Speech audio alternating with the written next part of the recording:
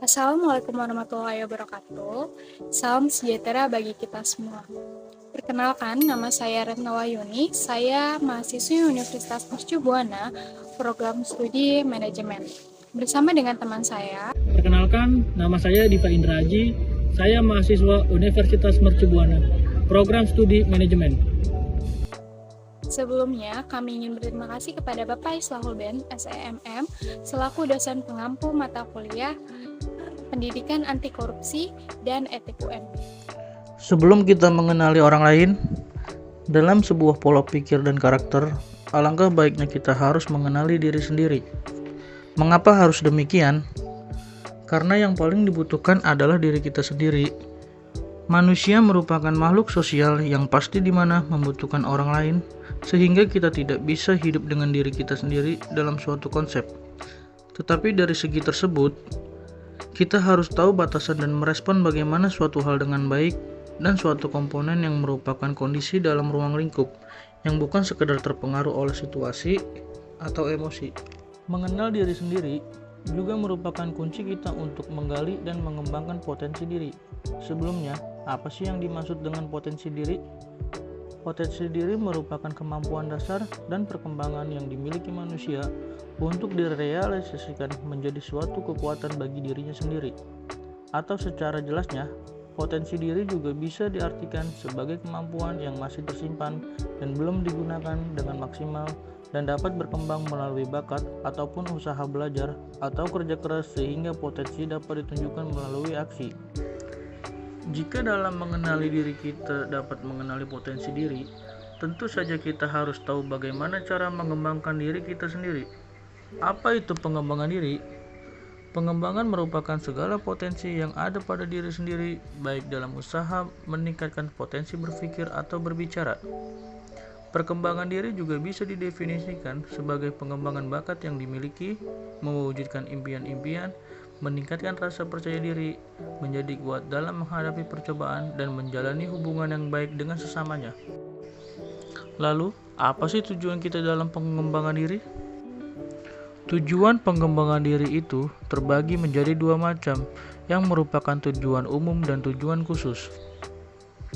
Tujuan umum yaitu memberikan kesempatan kepada seseorang untuk mengembangkan dan mengekspresikan diri sesuai dengan kebutuhan yang dia punya untuk menjadi suatu karakter. Sedangkan tujuan khusus yaitu menunjang pendidikan peserta didik dalam mengembangkan keahlian, kompetensi maupun kebiasaan dalam kehidupan. Lalu bagaimana cara untuk mengembangkan potensi diri? Yaitu dengan tes minat bakat, berdiskusi dengan orang terdekat, jangan ragu mencoba hal baru, menambah jumlah relasi, berani keluar dari zona nyaman, dan berhenti untuk membandingkan. Dalam mengenali diri, juga diperlukan untuk berpikir positif. Mengapa? Karena itu memang dibutuhkan, seperti yang dijelaskan bahwa kemampuan berpikir positif sangat diperlukan sebagai langkah dalam pengambilan keputusan. Mengingat bahwa orientasi positive thinking adalah kondisi psikis di mana seseorang bersifat dinamis dan mempengaruhi kondisi kesehatan kejiwaan seseorang. Hal ini dikarenakan pikiran merupakan raja pengontrol dalam diri manusia. Tidak ada yang bisa mengendalikan pikiran seseorang kecuali diri kita sendiri. Lalu bagaimana seseorang dapat berpikir positif? Tidak semua orang memiliki kemampuan untuk memiliki pikiran yang positif. Banyak di antaranya masih dikalahkan oleh ego. Maka, tentunya ada beberapa cara yang dapat dilakukan untuk dapat berpikir positif. Seperti 1. Selalu memandang masalah sebagai sebuah tantangan. Salah satu cara bagaimana seseorang dapat berpikir positif yakni dengan cara memandang masalah sebagai sebuah tantangan. Kita harus tahu bahwa setiap masalah pasti ada jalan keluarnya. Dan masalah adalah sebuah sarana proses pendewasaan diri. Dengan cara ini, kita dapat senantiasa berpikir positif dan mampu memecahkan masalah yang dihadapi secara optimis dan juga profesional. Lalu yang kedua, mulai membuka pikiran. Maksudnya seseorang dapat menyikapi sebuah permasalahan dengan pikiran yang terbuka. Pikiran yang terbuka adalah sebuah pikiran yang dapat menerima sebuah permasalahan yang dihadapi dan siap untuk memperbaikinya di kemudian hari. Dengan pikiran yang terbuka, seseorang dapat memandang sebuah permasalahan dari sisi positif sehingga mereka tidak mencari alasan, justru mencari jalan keluar. Dan yang terakhir, selalu mengambil tindakan tanpa alasan yang bertele-tele. Mengambil tindakan yang tepat tanpa meninggalkan alasan yang terlalu pragmatis merupakan sebuah usaha untuk menjadikan seseorang dapat berpikir positif. Mereka yang selalu berpikiran positif akan selalu mencari cara agar apa yang harus dilakukan, semua keputusannya menjadi terlaksana. Mengenal diri sendiri juga sebagai bentuk awal kepemimpinan loh. Pengertian kepemimpinan. Kepemimpinan berasal dari kata pemimpin yang berarti seorang pribadi yang memiliki kecakapan dan kelebihan khususnya di satu bidang sehingga dia mampu mempengaruhi orang lain. Sebelumnya kalian tahu apa itu self-leadership? Lalu apa hubungannya dalam mengenal diri? Self-leadership yaitu di mana seseorang secara sengaja mempengaruhi pemikiran, perasaan, dan tindakan mereka untuk mencapai tujuan akhir yang diharapkan. Langkah pertama dalam self-leadership adalah mengenal dan memahami diri sendiri atau bisa yang disebut dengan self-awareness. Memiliki self-awareness atau kesadaran diri sangatlah penting dalam kehidupan.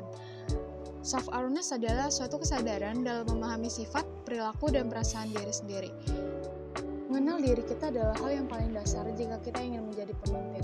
Mengapa? Karena jika seorang pemimpin memimpin sebuah kelompok tetapi tidak mengenal pribadi anggotanya, maka ia akan kesulitan untuk bekerja sama dengan mereka. Maka dari itu kita harus mengenali gaya kepemimpinan. Yang pertama ada gaya kepemimpinan otoriter, yaitu pengambilan keputusan dan kebijaksanaan hanya diterapkan sendiri oleh pemimpin. Bawahan tidak ikut disertakan untuk memberikan saran, ide, dan mempertimbangkan dalam proses pengambilan keputusan. Lalu yang kedua, ada gaya kepemimpinan partisipatif, yaitu kepemimpinan yang dilakukan dengan cara persuasif, menciptakan kerjasama yang serasi, menemukan loyalitas dan partisipasi para bawahan sehingga mendorong kemampuan bawahan mengambil keputusan. Lalu yang ketiga ada gaya kepemimpinan delegatif, yaitu kepemimpinan yang mendelegasikan wewenang kepada bawahan dengan agak lengkap, sehingga bawahan dapat mengambil keputusan dan kebijaksanaan dengan bebas atau leluasa dalam melakukan pekerjaannya. Lalu yang terakhir ada gaya kepemimpinan situasional, yaitu gaya kepemimpinan yang harus digunakan terhadap individu atau kelompok bergantung pada tingkat kesiapan orang yang akan dipengaruhi. Dalam membangun karakter bangsa yang kokoh, kita harus mulai mengenal diri. Mengenal diri sendiri merupakan langkah awal yang harus dilakukan dalam membangun karakter bangsa yang kokoh. Hal ini dikarenakan dengan mengenal diri sendiri, seseorang akan memahami potensi dan kelemahan yang dimiliki sehingga dapat mengoptimalkan potensi dan mengatasi kelemahan tersebut. Dalam konteks pembangunan karakter bangsa, mengenal diri sendiri juga berarti memahami nilai-nilai dan budaya yang menjadi ciri khas Indonesia. Kita semua pasti sudah menyadari bahwa zaman terus berubah dengan karakteristik masing-masing. Jadi dengan kita generasi muda yang sudah mengenal diri dan tahu apa potensi diri kita masing-masing, pasti bisa untuk memperkokoh karakter bangsa serta mengevaluasi tindakan dan perilaku kita. Kita harus memulai dengan memperbaiki karakter pribadi sebelum mencoba untuk merubah karakter bangsa secara keseluruhan. Menurut saya segitu saja, kurang lebihnya mohon maaf.